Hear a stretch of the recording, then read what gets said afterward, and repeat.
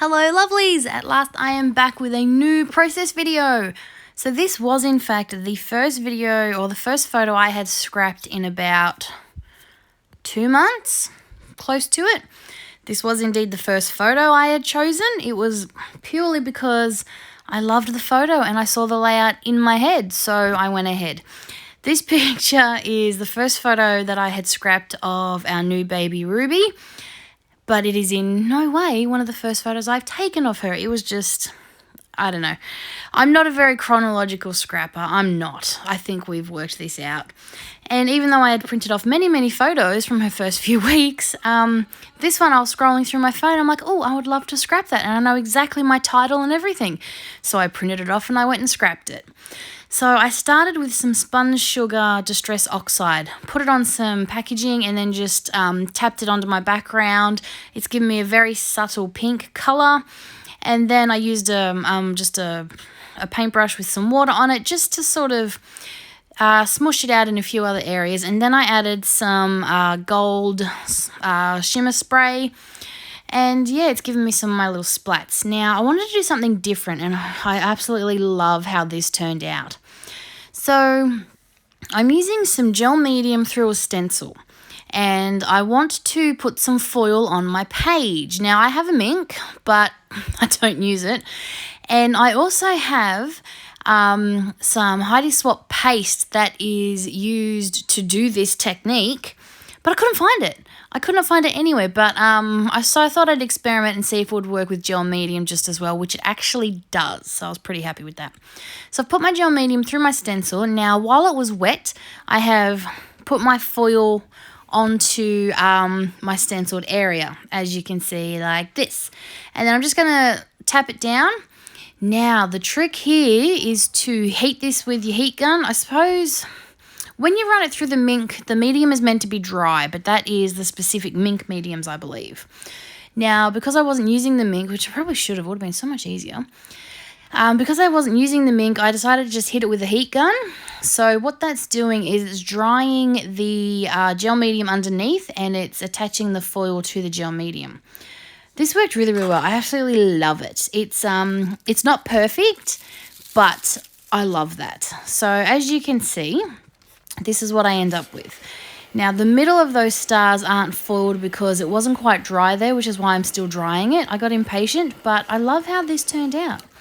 So I've got my pink background and then I have my my foiled stars, which I love. So I was very happy with this as my first layout back. So this is my photo. This is Ruby in one of her bows. We're not bow people. We try to be, but we don't, it just doesn't work for us. But this was just too cute. I couldn't not scrap it. I love this photo. And so I hit up I have a drawer in my craft area and it's got all my baby girl stuff in it because there wasn't a lot of it. There still isn't a lot of it really. When my niece was born, I picked a few things, a few Project Life kits, a few paper packs and things. And yeah, so I could scrap her first album, her first year. She's now 3 and I still haven't finished it. But so I had a few things and they're all in one drawer because it's where my baby stash is. So I went through that and I pulled out some things that I thought I could use for this layout. And this was one of those papers. So I'm just matting my photo on that. I'm just trimming it down and because I wanted to keep the stars on the back of that paper. Or are they hearts? I think they're hearts, but I wanted to keep them there.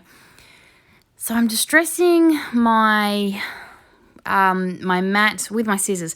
I have a distress tool. Again, couldn't find it. The funny thing is, I always find it when I'm not looking for it. I find it when I'm looking for staples, generally. But when I wanted it, I couldn't find it. So I'm using my scissors, and I'm just trimming this down until I'm happy with it. And then I'm just going to rough up that edge with my scissors, and then I'm going to apply this to my layout. So because I love my background so much, I'm using the rule of thirds, and I'm putting my photo off onto the left third. And that's going to give me my pretty background where I'm also going to put my title. And it's going to give me plenty of white space left on my layout.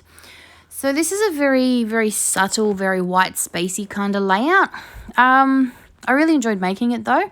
Like I said, this was the first layout. Oh, I contemplate adding some gold I was going to do a doodly border in gold around on the pink, but I felt that might just ruin it, so I didn't do it, which I'm quite happy I didn't. So I have these thickers. I recently sorted all my thickers into alphabets and then titles. And I thought I was going to use these words beautiful somehow. In the end, I go with beautiful. I make my own title. So I find some thickers that are similar. These came from the same collection. These are both Amy Tan, I believe. And so I Frankenstein the word beautiful. I add an O and a W, so it says beautiful. And then that's going to be my title. It's going to be Beautiful You. I don't know, I thought I was clever. But I just love this big bow on her little head. It was adorable, so I really wanted it to be all about the bow. When I put the title together, I actually like how it looks. This was all an experiment. I wasn't 100% sure if it would work because, as you can see, the font isn't the same. But yeah, I don't hate it. It actually turned out really, really well. It passed. It worked quite well. So I was happy with that. I got my title and yeah, I felt very clever being able to Frankenstein it like that. So Beautiful You ends up being my title, and then I'm going to embellish. Now, as usual, when I do a mixed media background that I love so much, I tend to not embellish a lot. But I was aiming to use some kind of charms creation. Because I find they're just really nice embellishments. So I picked out a few that match my colour palette. As you can see, I've got the star, the chevron, and then up there I've got the circle. I end up going with the chevron, and I end up putting some cotton behind it. I was going to use white cotton, but then I remembered I have gold thread. So I'm really loving the pink and gold kick. It's really quite pretty, and I had a lot of fun using this colour combination.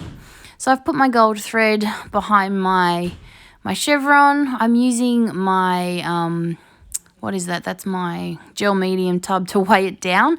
I use gel medium to stick down my Charms Creations. If I'm doing a boy layout, I use staples. But on this one, I didn't want to use staples. I wanted this. Staples are masculine to me. I know that doesn't make sense, but they are. And they're also like a sort of a grungy type of embellishment, so I didn't want grungy on this, so I didn't use staples. I used gel medium, which is why I had to weigh it down. And then of course a little sprinkling of rhinestones, because they're just that perfect little touch of bling. And then because I felt like adding something on top of that little Charms creation to make a little cluster, I'm going to add a word phrase from one of my word phrase books.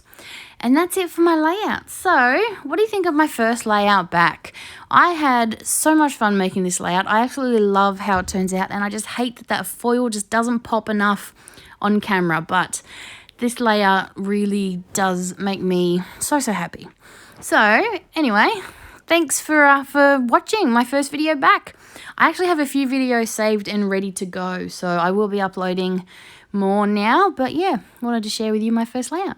So thanks for watching, and I'll be back really soon. Bye for now.